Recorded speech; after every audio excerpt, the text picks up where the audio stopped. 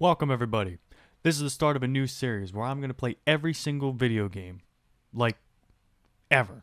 I don't care if it's good, bad, new, old, it doesn't matter. And in order to keep things fair, I made a rule for myself where I will give every video game at least 1 hour, and I will try to stick to this rule. So even the most basic copy-paste store asset shovelware can get at least 1 hour worth of my time. And go.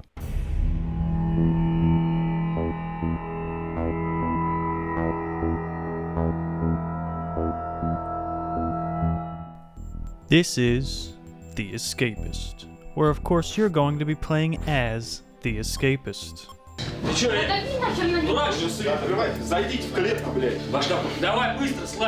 Now there are many prisons for you to choose from that all vary in difficulty, but for the sake of this video, we're going with Center Perks, because this is the first prison that you'll be introduced to in the game. Then, after customizing your guy, we jump straight in. I love the young people. But wait, I can hear you say. Hold up, wait a minute, something ain't right. But why are we in jail? I mean, what did we do? Well, if we come and take a look at the wiki, there's nothing here! Okay, so maybe the game doesn't have a reason. Maybe it's one of those games where you're supposed to come up with your own story. And if this is the case, then allow me to spin you a tale. I had a nice retired life, but I quickly got bored and wanted to relate to my grandkids more. So I got into this TikTok thing, and the clout I started to chase. Assault a police officer challenge. Longtime Metro riders say they've seen a lot. Everything happens on Metro. Anyways, that's how I got into prison. Well, it's my first day in jail, and I can already tell that I don't want to stay here for much longer. So, I gotta devise a plan. While we're all gathered for the morning roll call, I take the time to greet all my homies. Even just talking to them is enough to sway them into my favor.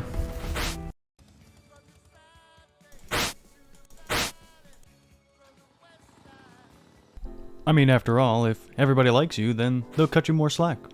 Maybe give you a little bit of a discount on that duct tape you so desperately been looking for. For now, I should just go through my day and get used to my schedule.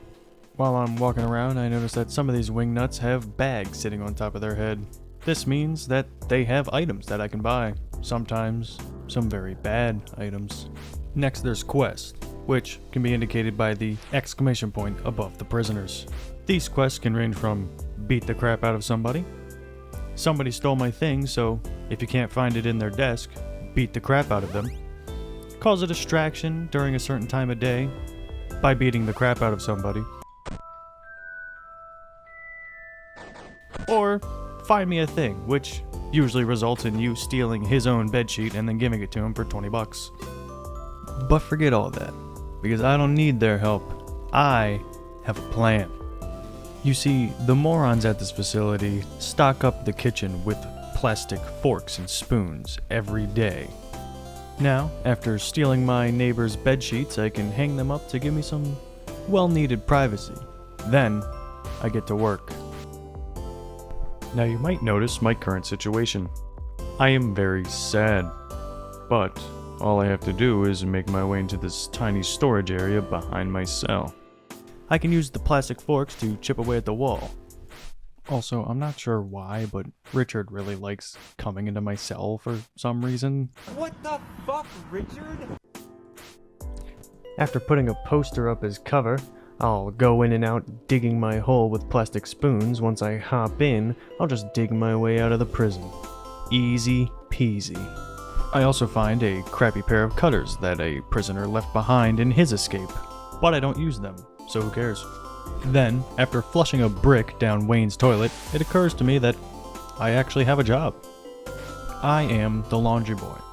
And you might find it confusing that the guards let me handle their uniforms, though they have this handy little metal detector that somehow detects any illegal item inside your pockets.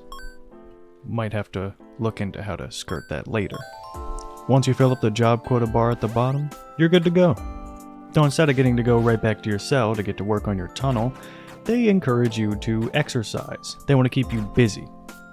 And whether you're hitting the treadmill or the bench press, The process is quite the same. You slam Q and E as hard as you can. Now it comes without question that you're going to want a way to defend yourself. I mean, after all, Wayne stacked himself up on 3 baseball bats after he figured somebody was flushing things down his toilet. If you can't find a weapon, you might want to craft one. But if you're a TikToker like me, then you're probably too stupid to put a bar of soap into a sock. If this is the case, then you might want to head to the computer room. Because like irresponsible parents, the guards don't care what you search up on the internet. By day 3, I was a little bit stronger and smarter. I also had a little bit of cash saved up from my job. After collecting a few things, I decided it's about time I start digging. 2 spoons in and I'm already tired. I can tell this is going to be a long process. A bit more digging and I'm finally able to fit inside the hole. Of course, this now means that I have an excess amount of dirt that I need to get rid of. I think Richard's toilet will suffice. A little bit more digging and I'm finally at the point where I have to start making timber braces so I can keep structural integrity. However, nothing could have prepared me for what happened next. Wait, no, the forks are back. I just needed something to distract you so the music could transition. But by the time I thought about it, it would have already gotten to the evening time. So, what I wound up doing was stealing my neighbor's bed sheets again, but this time I took a pillow as well. Their comfort's not my priority. With this, I can make a body double for myself, and if the guards ever come by at night, they'll just see a lump in my bed. The next day I was feeling nice, and according to Gil, Richard took his teddy bear. So, I decided to jump him in the shower. When I didn't find Gil's teddy bear, I was confused, because I had thought I checked his desk. I'll just assume the blame's on me. So I went and double checked. And here's where we come to a slight issue with the game. Some of the quests just don't work. You can't find items, or you'll have to beat somebody up twice, or you'll have to cause a distraction twice. It can get slightly annoying. The plastic spoons are rather nice, but I can tell the runtime on this video will get rather long if I don't speed up the process. So I devise a plan. This is Daniel. Daniel works at the metal shop. Metal that can be turned into shovels. So all we have to do is convince Daniel to move into solitary confinement by beating the crap out of him. Repeatedly. And since Daniel never showed up to his job, they fired him. And for some reason, they hired me. The tricky part is going to be getting around that metal detector. But luckily, there's a crafting item for that. And you won't believe how many sheets of metal I can fit in my prison pouch. Wait a second. What do you mean by that? So I do this a few more times, making more shovels and digging further. My hole is getting quite large. Grow up. So I have enough shovels to dig the rest of the way, but I need more timber to brace my hole. Now I could just sit around and wait for people to sell logs or find them in desks, but that takes far too long. So for the first time ever, I go outside. There is literally a shack filled with logs. Now luckily for everybody like me and the guards here, they color-coded the keys with the doors like absolute children. So, all we have to do is beat the ever-living crap out of each guard until we find one with a red key. Yeah, that's my bad, homie.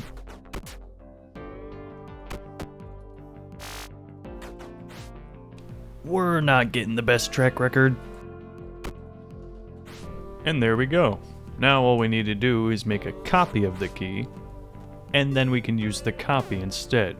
Because if we use the normal key, and he wakes up without it, they're gonna beat me up. And since I just trivialized the rest of the game, let's go ahead and get into the review. The Escapist is a video game created by the indie company Team 17, who consistently makes games with small gameplay loops that can be quite addictive. The gameplay is very simple, only sometimes boring and sometimes broken. Despite its simplicity, there's never really a time when you're not just having leisurely fun.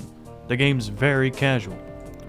All that being said, you can find this game for a little bit under $20. And while you might feel like you might not get your $20 worth considering the game only comes with a handful of prisons, the Steam community is rather bustling. This helps because the game comes with its very own in-game map editor. All this while listening to what I believe the kids call slapping music. Finally, to wrap up my ramblings, let's get the score out of the way. I'd say a 7.2 out of 10.